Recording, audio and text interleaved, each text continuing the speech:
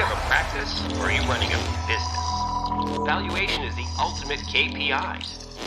Hey there, welcome to another episode of the Valuations Podcast brought to you by Truelytics, the premier transition management platform for the wealth management industry. My name is Mike Langford and I'm the host of the Valuations Podcast. And this week I'm joined by Kelli Cruz of the Cruz Consulting Group. And Kelli and her team are the premier talent wealth consulting firm for the wealth management industry. And this is going to be a really interesting podcast for you. I know you're going to love it because we spend a lot of time in this business talking about how relationships matter. It's a people business, right? Everything is about the relationships. And when you start to think about the valuation of your business, what somebody might be buying in the future as you transition your business either to an external buyer or an internal team member or set of team members who are going to acquire the business and carry on the torch, if you will.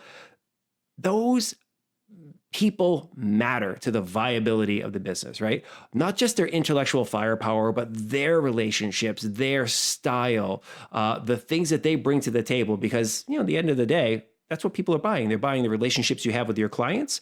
And of course, the money that comes with the assets under management that are with your team, but also they're buying the talent you have in the organization. So talent is really, really important. So I know you're going to love this episode. Kelli and I cover a lot of ground. We talk about some potential disasters averted, and those disasters were averted by having high quality talent who knew how to handle certain situations. And we talk about the value that having high quality people in your organization, training them well, treating them well, and keeping them in the organization long term, all that value that can bring to an organization. And she's got some really good stories to share in that regard. So without further ado, here's Kelli. Let's do this.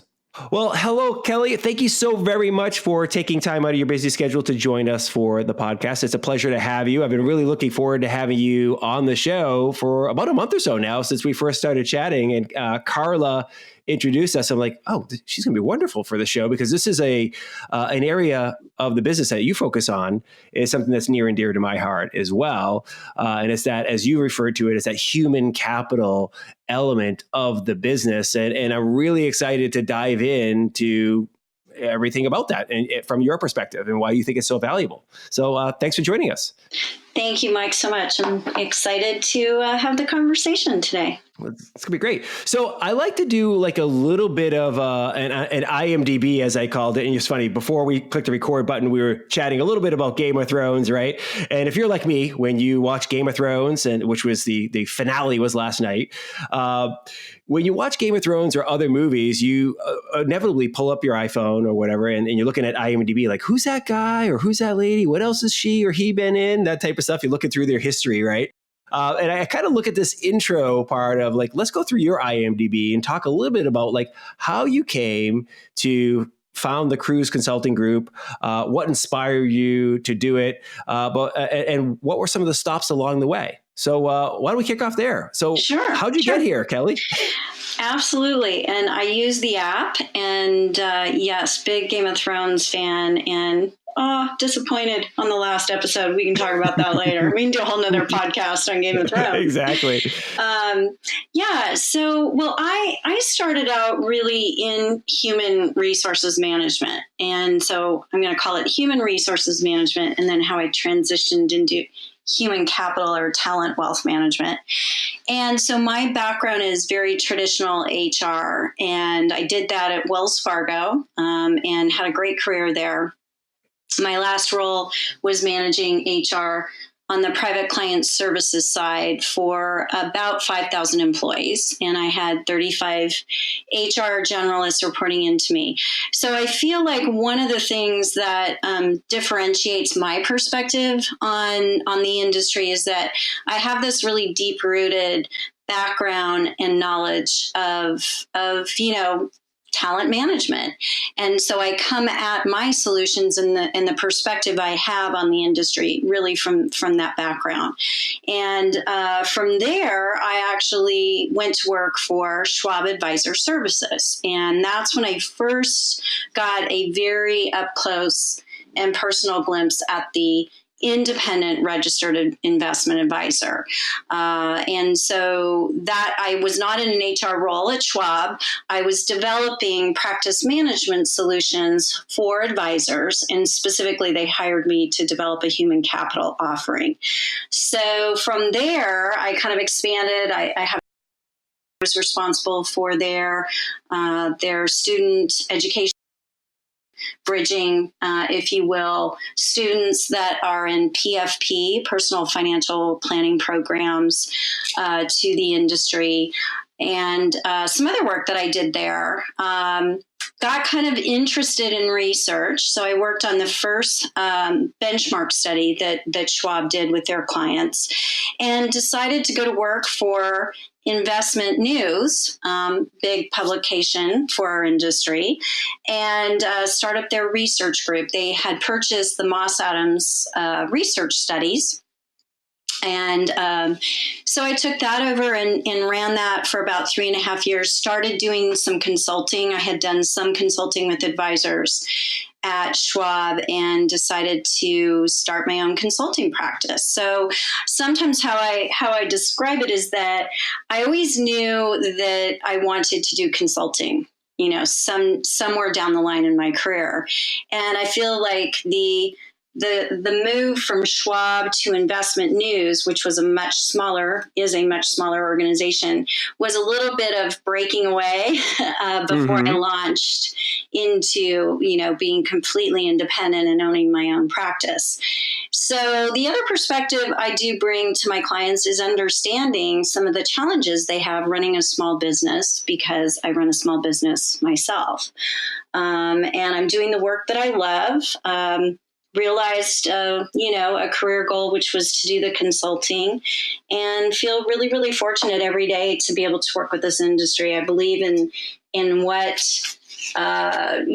advisors do for their end clients. I think it's a very noble profession, if you will. I put it right up there with healthcare, because in life, if you don't have good health or if you don't have financial independence, you can't live the life you want to. So for me, it's just a real pleasure to be able to, help advisory firms with something that is so important to the business model, but yet not probably something they thought they would have to be doing when they, joined on or started their own firm, which was to be, a human resources manager, so to speak. That's really interesting. I'm glad you covered the connection you have, the empathy you're able to have, because you're a small business owner running a business that in many ways structurally looks like what the independent advisor has, right? Even if they have a shop that has, 5 to 10 other advisors working there, it's a very similar business to yours, right? They're having to think about a lot of the same things that you have. And like you mentioned, some of the stuff's a surprise, right? Like when I always joke about, I left Fidelity Investments and went out on my own. And the things that caught me by surprise are the things like office supplies. Like, oh, we're out of paper. Oh, somebody forgot to order paper. I got to get paper. It's like, there's these little things that are suddenly all you, bro. And you can't blame anybody else for not having the paper, right? Because you forgot to order it. It's very true. I do find it's interesting because some of the compensation mistakes I see advisory firms make, I can understand running my own business and having 1099 and W-2 employees and what that difference means and how to compensate. I mean, I really can relate. And so with many, if not all of the solutions I come up with, they're tried and true. I either experienced it as a manager myself, as an employee myself, or as a business owner. So I feel like I'm practical about what's going to work and what isn't, and then being able to sort of customize that to the unique situation each firm may be dealing with. That's really smart. Anytime I've done any speaking in the industry, I've noticed like there's an amazing connection where you can talk to people and let them know you've walked a mile in your shoes, right? Like I have been where you are. I've experienced some of the same thing you've experienced, and you'll see the heads nodding in the audience, right? Like, oh yeah, I'm going through that pain right now, or I've experienced that challenge that you're talking about, and it makes you much more capable to serve your audience. Really quickly, question for you. Why is talent acquisition and development something that they should take seriously, right? Because I think we often hear that phrase, this is a relationship-based business, or that firms use human connection language to describe how they stand out from their competition, right? If you ever go to an advisor's website or an RIA firm's website, a lot of the language, say, oh, we care about our clients, we put your needs first, and a lot of that type of stuff. But I'm curious to hear your thoughts about like why the people aspect of the business, both externally and kind of internally for the organization, is so important. Something they should take seriously. Sure. I think that's a great question. Well, in a lot of the writing and speaking I talk about what I call the secret sauce of their business model, and it's really what you mentioned. It's around the relationship that each one has with their clients. And I have this very firm belief that it takes a village, and everyone in the firm touches a client in some way, shape, or form. Some in a much larger capacity, like your lead advisors, the senior advisors providing advice and planning. And maybe to a lesser extent, that admin assistant who's helping you get all this done, but doesn't have as much interaction, but they still have interaction with the client, and they help create the experience that clients come to trust and rely on. And, I have this story that I'll tell you that I think really emphasizes this. And it also gets to the heart of why I really believe in the business model and what you're all doing for your clients. And that is that when my brother-in-law, it's been about 7 or 8 years now, passed away very unexpectedly at 69 years old. He was in the hospital. They actually misdiagnosed him, unfortunately, and it led to his death. And this all unfolded very quickly in the hospital over just a couple of days. And I was there with my sister and other family members with her on the last day of his life. And we didn't know that was going to be the last day of his life, but it ended up being the case. And some decisions needed to be made.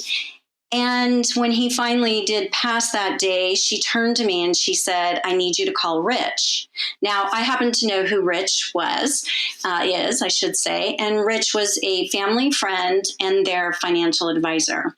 And I looked at her. We're in the hall of this hospital. And I said, Sherry, that's my sister's name. Why do you want me to call Rich? And she said, well, first of all, he needs to know, but I need to talk to him. I know ahead of me over the next week, I have a lot of financial expenses, and I need to make sure I have money in the right place to cover it. And I said, no, don't worry. I got you covered. You don't need to worry about that right now. We'll get it all figured out. And she said, no, I need to talk to him as soon as possible. That was one of the first people that she wanted to talk to because she knew that he was going to help her navigate what was coming and what was happening.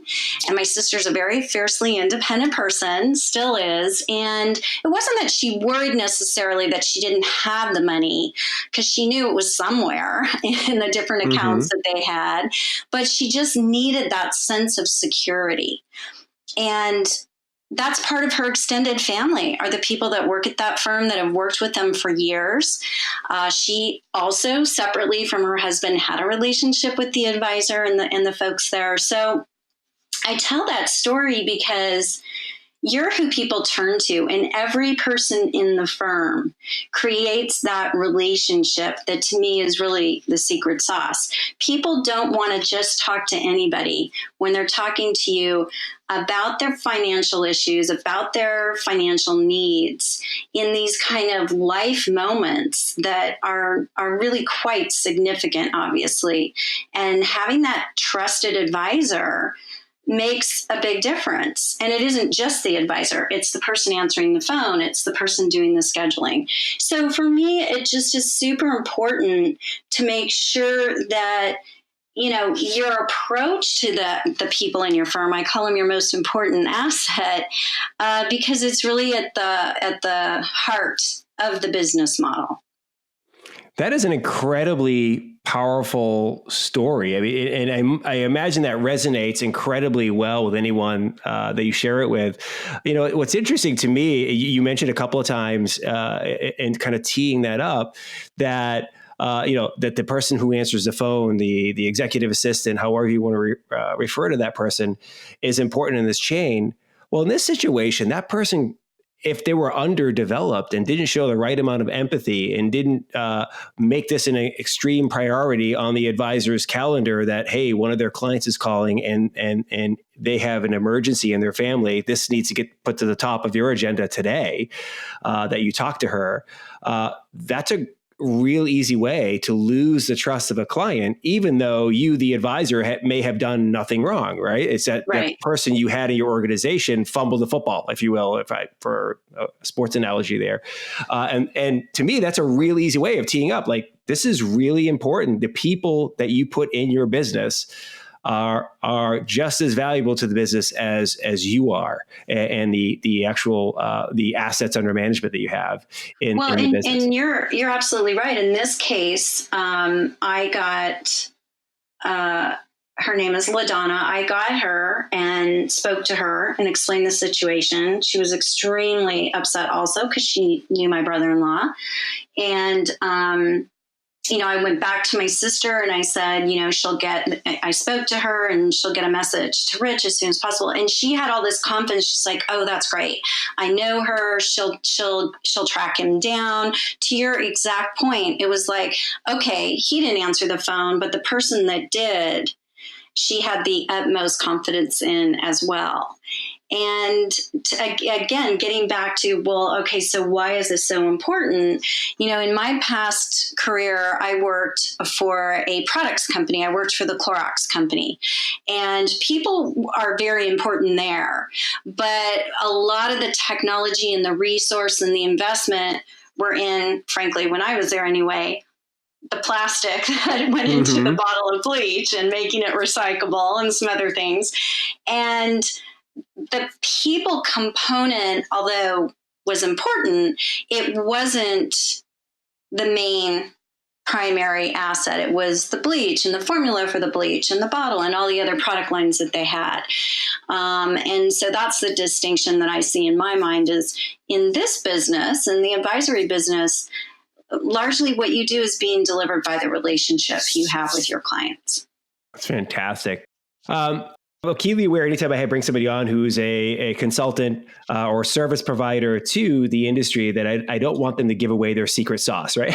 So I'm not going to ask you any questions that ask you to reveal the formula for success, if you will, for your clients. But I think it's valuable for the listener and maybe for yourself to share some of what you see as the core fundamentals to shifting a firm's mindset or an independent advisor's mindset from viewing talent as an expense to be managed to an asset to be invested in, right? I love the way you describe employees on your website as talent.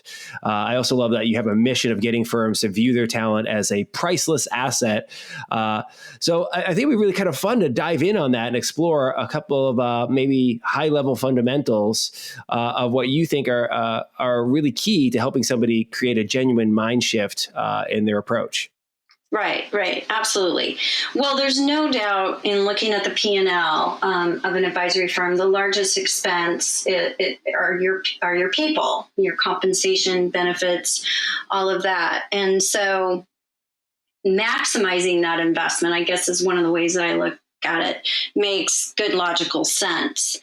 And I sort of, to talk about how to make that shift, I sort of like to think of it as having process and structure around that valuable asset.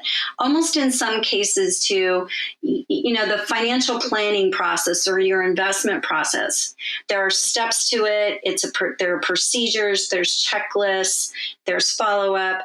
The same type of approach needs to apply to how you recruit, develop, and retain talent.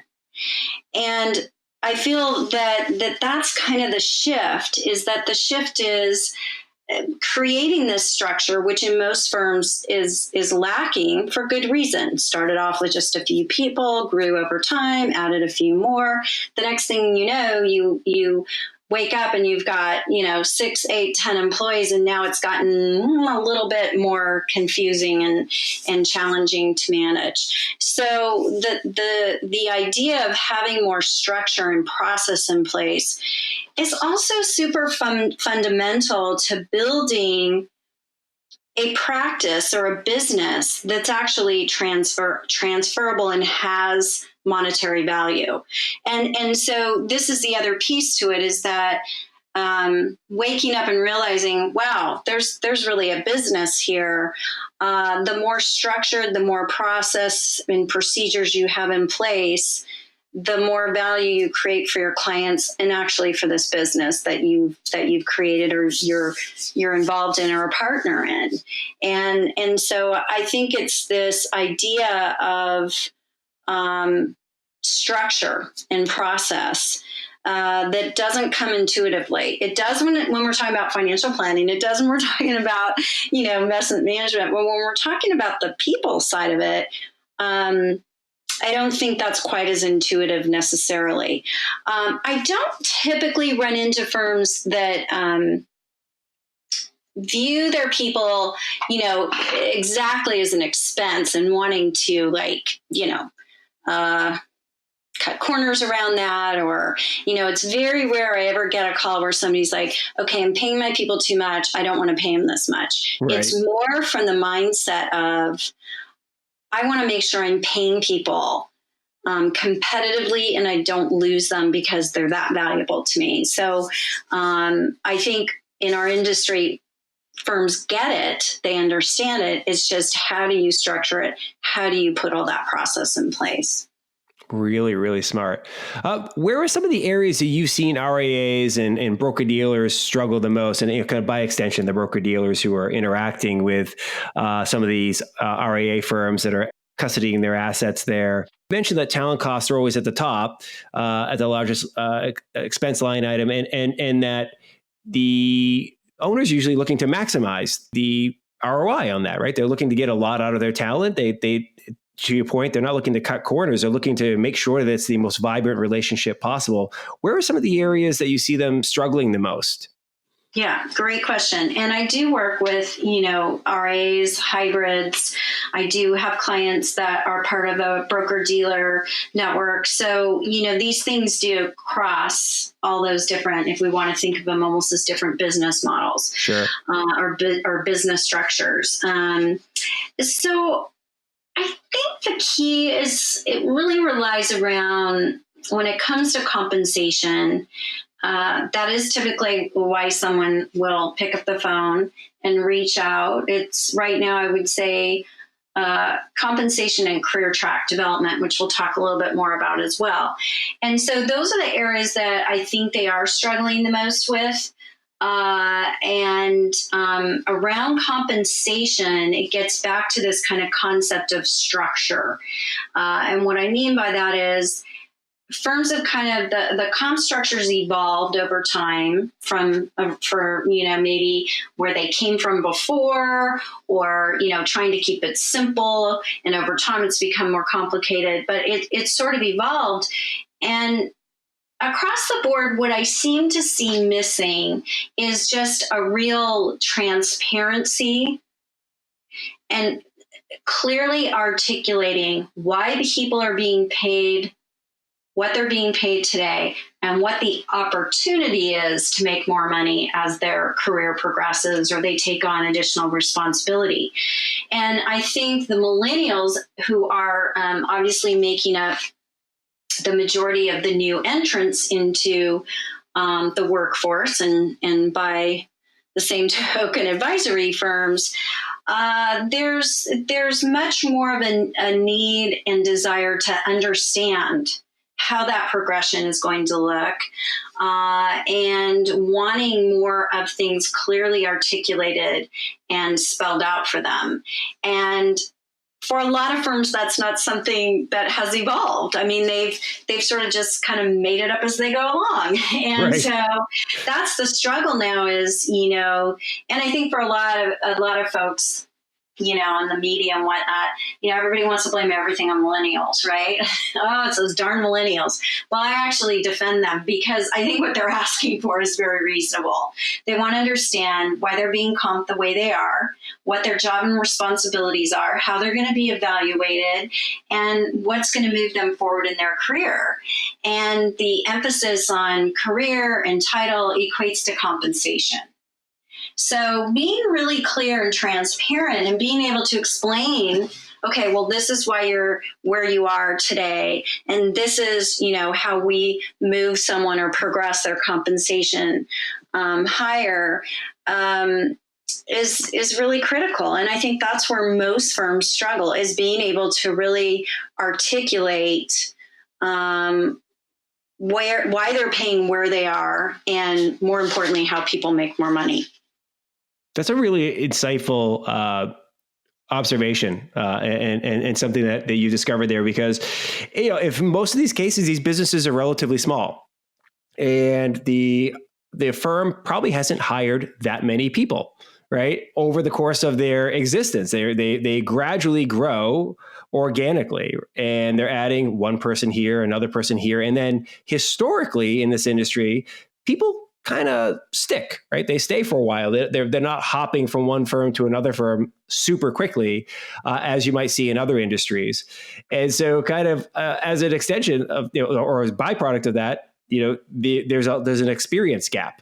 And there's also, I think, just in my experience of looking around, there's a bit of a gap in what's happening in other industries. So you mentioned the millennials. Millennials have lots of options to work in a variety of industries, and not being mindful of what is available to them elsewhere can hinder your success as an RIA firm or as an individual RIA advisor looking to start growing by adding your first subordinate, if you will.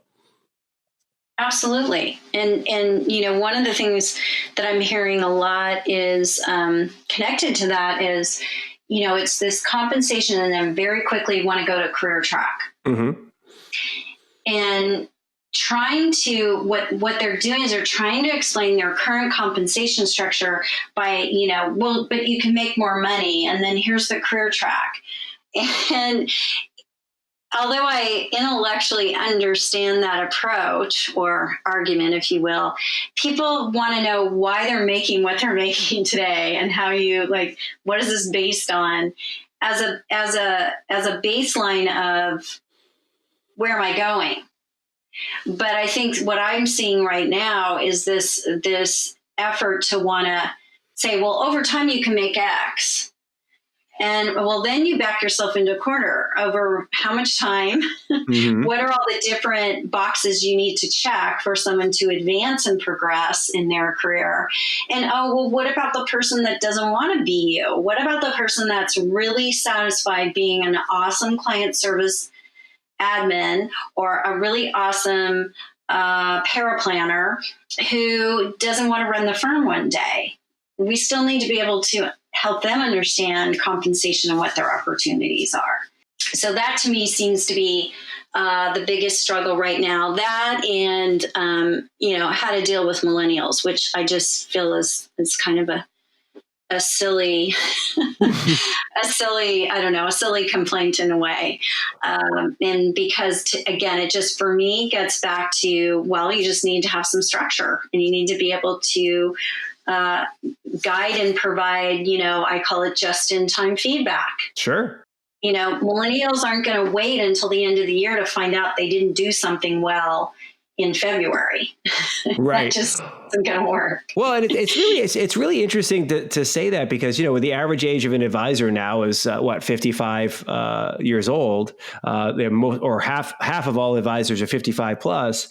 you see that there is a very big cultural gap, right, between your senior advisor or the owner of the firm in many cases and the millennial who's younger in the firm. And for a variety of reasons. I mean, you've got a generation of people who grew up before the internet, entered the industry before the internet was a thing, right? And then you've got this other generation who's like, they've never known a world without the internet. Many of them have never known the world without a smartphone in their hands. Right. And there's some expectations there, right? One generation entered the workforce during maybe the 70s, but the 80s, right? And they've grown up in a certain way with some stability, even though they've seen some severe down markets and some great bull markets. Another generation has entered the marketplace when there's been a lot of tumult, right? A lot of just craziness. And they've seen moms and dads and aunts and uncles and grandma and grandpa lose money and have lots of problems. They've seen firms not have the loyalty that they had in the past. So those people are going to have more questions. They're going to have a different mindset. And to the point, what you're doing is really helping bridge that gap in a very important way, I think. Well, it's so interesting you say that. I agree with everything you said, like having all these different generations and then, all of us bringing to work every day those experiences that have shaped us. When we went to school, what was happening socially. And one of the things that I'm trying to really emphasize with clients and in some of my writing is to start really for those newer entrants into our industry is to talk about the opportunity if they're interested in going the advisory path, that it's an apprenticeship type of thing. It's not something, build the expectation from day one that you're not going to become an advisor, overnight, that it's something that does require experiencing different situations with clients over time to gain the knowledge that you need. It's not just about getting your CFP, it's the knowledge and experience that goes with that. But also being willing along that career path for the newer entrants to give them exposure, literally from day one to your clients. I mean, if you sit them in a room, having them bang out, financial plans or do more of that para-planner work. And it takes them 2 or 3 years to actually sit in a client meeting. They're going to get bored and they're not going to stick around. Right. That's just the bottom line. And I know I've heard from a lot of firms, well, we had to pay our dues. And do you know how long, Kelly, it took me before I ever became an advisor? And I'm like, yeah, well, that was how many years ago? That wasn't just yesterday, not trying to be mean. Right. But technology has changed. To your point, the internet, everything is happening so quickly. Information can be accessed much more quickly. Knowledge can transfer much, much more quickly. Let's not have this mindset that it happened for me in a certain way and that's how it's going to happen. Well, to build on what you just said there, sorry to interrupt it. To build on what you just said there, again, it is a relationship business, right? Your clients are paying you for a relationship. They're paying you for insights, and you are hiring and spending money on these young advisors because at some point in time, you want them to be independent enough to run their own book, if you will, right? To run their own mini business within your business. The faster you get them talking to clients, the faster you get them pedaling on their own and get the training wheels off, the better. Absolutely. I can't agree more. But there is this mind shift that has to take place. And it's really important if you're going to be able to explain to your clients as your hair is getting grayer, to your point, you say, 55 years or older, your clients are going to ask you about it. So you've got to have this transition plan. You have to have the development plan in place for your firm because clients are going to be asking about it. Mm. And I think as long as, getting back to giving folks an opportunity to at least sit in on meetings, as long as you explain to the clients and who they are and what the role is, I don't think clients are going to think that's a crazy idea. I think they're going to feel like, wow, there's more people behind the scenes here than I knew about that are all looking out for me, you know? Agreed. So I think that's a really important part of it. That's fantastic. So let's kind of bring it on home with connecting what you're doing with kind of what we're doing here with Truelytics, right? Our goal is to help financial advisors and wealth management firms increase the value of their business, and then to help them eventually transition that business when the time comes, right? Whether it's helping with succession planning or getting them ready for that, and a transition via M&A, right, for your acquisition. Whether they're on the sell side or the buy side in that equation. So how do we connect the dots with investing and managing talent effectively to the goals of improving a firm's valuation or setting it up for a seamless transition down the road in your mind? What do you think some of those elements are? Sure. And you're absolutely right. There are different transition options, right? So there's a continuum is the way I think about it, from, hiring a successor, acquiring a successor, to, the more complex, which would be selling your business externally. You can merge, you can acquire a firm, you can have an internal successor. Any of those options, depending on where you are, age-wise, are viable. Some become less viable the older you are to begin this process.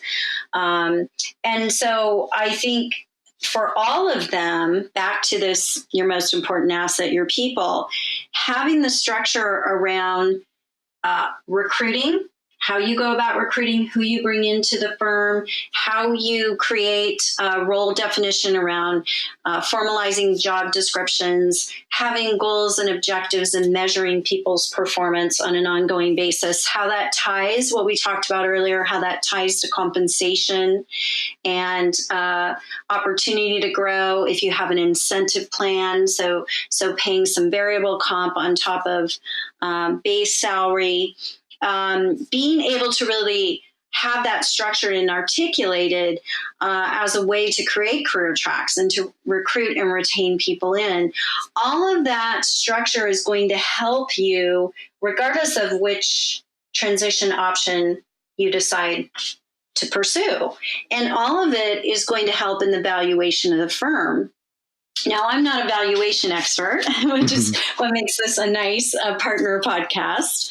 But it's if your most important asset are your people, because of the relationship they have with your clients, then it makes sense to me that being able to evaluate the people on your team and have them be core to your strategic plan and your success is going to increase the valuation of your firm.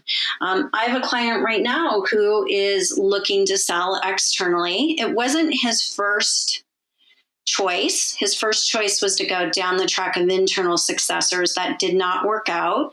Frankly, he didn't have enough runway in front of him to make that internal succession plan work.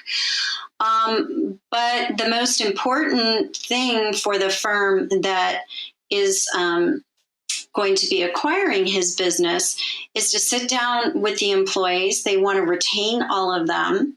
They want to know who they are. That's what they're buying the clients, but the clients are only going to come if the employees come, if the employees stay with the firm. So it's so key to the retention of clients is the people piece. So to me, the structure that you put in place and having real processes around the different components of managing your talent is really only going to, it'll do nothing more than increase the value of your firm, which we know is an important thing. Well, I think you hit the nail on the head there. That, you often talk about in this industry that, another advisor or another firm is not going to come in and buy assets in the classic business sense. They're not buying a building or machinery or patents, right? Or a brand name. Well, they could be buying a brand name to some extent, but what they're really buying is client relationships. And they're hoping that those client relationships, which come with the AUM and the fees that are generated off those assets, they're hoping that those things stay for a very long time because they're buying a cash flow that's generated from those assets. And the thing that makes that cash flow work is the people that had relationship with those clients. And if those people are not going to stick around or are not high quality, and you were the only person holding down the fort, keeping those assets sticky, could be a problem if you sell that business. So I think it's really, really important, as you mentioned, to make sure you've invested wisely in your talent. Well, and to just follow up on that too, if you think about, selling externally, depending on where you are and your age, you may not want to have that be involved in that beyond a certain time frame. So maybe it's a year, maybe it's 3 years, maybe it's 5 years. I'm sure it's not going to be 10. So how's that going to happen? That's going to happen by the people in your team that you've transitioned those relationships to. So the structural piece becomes transitioning clients over time to the advisors that, you've brought on board and you've trained to take over the relationships. And that's another place where I see firms get stuck, not to go back to an earlier question you asked me, but I will anyway. And that is that they aren't transitioning clients and they aren't creating the capacity for themselves. And in some respects, almost, I don't want to say putting themselves out of a job, but if your goal is to externally hire and make that exit in a shorter period of time, that's exactly what you need to do with your org chart and the people, in your firm, is create that capacity and start to transition those relationships, sooner rather than later. Well, it's interesting. We often talk about that here at Truelytics in frame of teaching advisors to think of their business as a business and not think of it as a practice, as client relationships that they themselves own, right? And unfortunately, many advisors grow their business in a way that's like it's a job that they own. Right. Versus it's a business. And in a real business, as you grow the business, the founder or the leaders of the business will start to pull back away from day-to-day client engagement and start thinking about strategic client acquisition, about developing the talent. All right. And all the other elements that you would have in running any other business in the world. Right. They will probably, stay involved in the really, really high value clients. But on the smaller clients, they will transition those to other advisors because that's the only way they grow. That's the only way that they make sure the business it has a longevity to it, long life, and also that the business has value to somebody who may want to acquire it someday.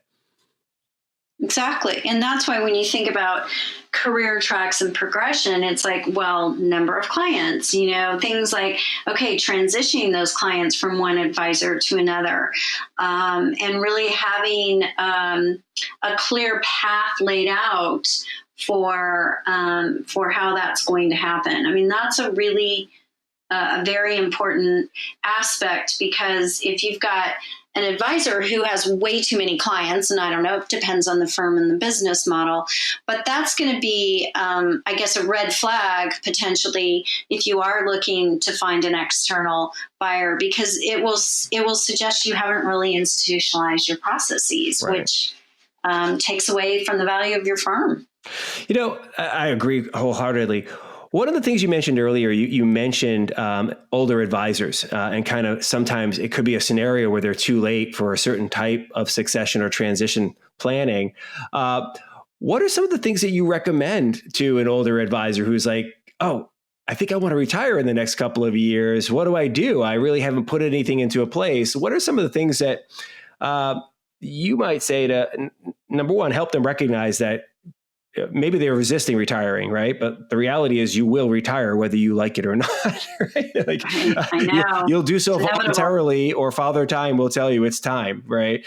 How do you kind of help an older advisor with some of those, either prepare when they're not prepared, they've late to the game preparing, or maybe recognize that like it's time to start preparing? Right. Well, and I have to say, I've been really blessed with my clients because you would think just based on the age that most of my clients would be the older, haven't done all these things they needed to do. But, thanks to podcasts and all the information that's out there, I've had a number of, younger advisors starting out their firm that are already thinking about all these structures, all the structure ideas and wanting to put it in place now. And they may only be in their late 30s, early 40s and don't see it off for a while, but they're already building it like a business so that they have options. And maybe they want to, I've had several clients who are true entrepreneurs, and they're like, I want to get this up and running, and I want to build the succession plan, and then I want to move on to the next business I want to build, So, but I think for the older advisors that haven't put a plan in place, it does take things like potentially an internal succession a bit off the table, because it takes time and energy to develop a number of potential internal successors who that have the mindset and want to run the business, and also who want to buy you out. So there's the financial aspect of that as well. So that's where I think some of the strategies around, merging with another firm and being, committed to staying on board for some transitional period, and then the deal structure is according, to what that time frame looks like, probably, makes the most sense. Finding a partner who shares your values and their similarity in structure and how you approach your clients, so that the transition for the clients can be smooth as well, is really probably more realistic, depending on how short that time horizon is to wanting to completely exit the business. And, I always also say, I don't think it's ever too late to bring in new talent. I think it's a little more challenging to bring in experienced advisors to some extent, but I have worked with a number of firms who have hired advisors who are experienced and senior and can bring some of their own clients or assets with them, and then combining that together with the succession plan in place.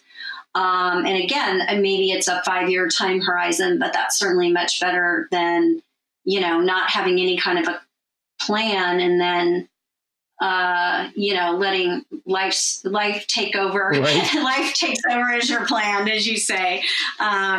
So I do think it's a challenge. I think that's why we see, and you're a much better expert on this than I am, but I think that's why we see some of these, I'm going to call them external players, coming into the industry and buying up advisory firms. And starting to see, private equity come in and funding some of the transactions, because we haven't planned well collectively as an industry. Right. And it is, that this first and second generation are aging, and they're at an age where they built these great businesses or practices, and they want to actually reap the benefits before it's too late for them. Like my client I mentioned, he wants to enjoy life and travel, and not necessarily have to be tied to the clients every day, and frankly, he's earned it. Right. He's done an amazing job for his clients. He's built a nice business and wants to exit out in a way that has the employees secure, his clients secure, and himself. That's fantastic. Well, this has been fantastic, Kelli. I thank you so very much for sharing your insights and guidance here. I can absolutely see why your clients are as successful as they are and working with you. What's the best way for people to get in touch with you? Are they able to follow you, the website, social media? What is the best way if somebody wanted to find out a little bit more about you and the Cruz Consulting Group? What's the best way? Yeah, well, please just email me. Maybe that's kind of old-fashioned. It works. Everybody has email. It's a killer app still. It's Kelli with an I, Kelli at cruzconsultinggroup.com. I am on Twitter, so you can follow me there, LinkedIn. If you go to our website, we do have a newsletter. We call it Talent Wealth, but you can certainly keep track of our thought leadership and what we're doing through our newsletter.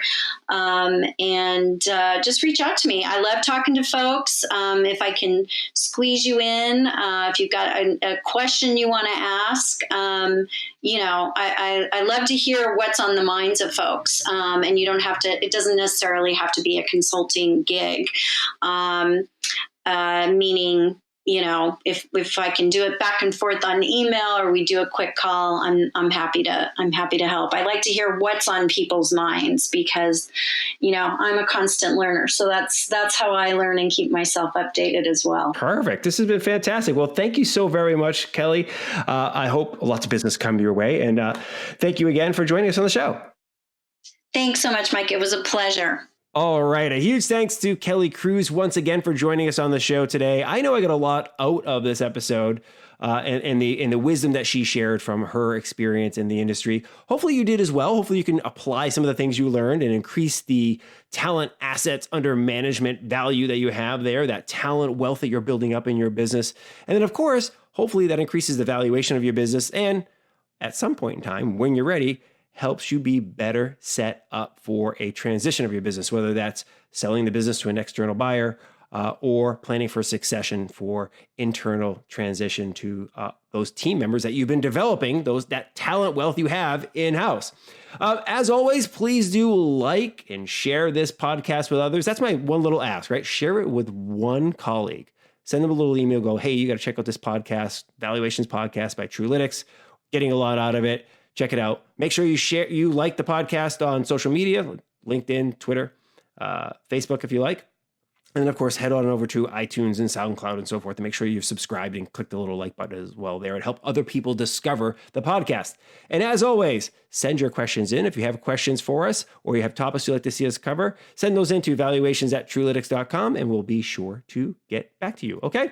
Hopefully you have a good day and we'll talk to you soon on the next Valuations Podcast. Have a good day. Bye.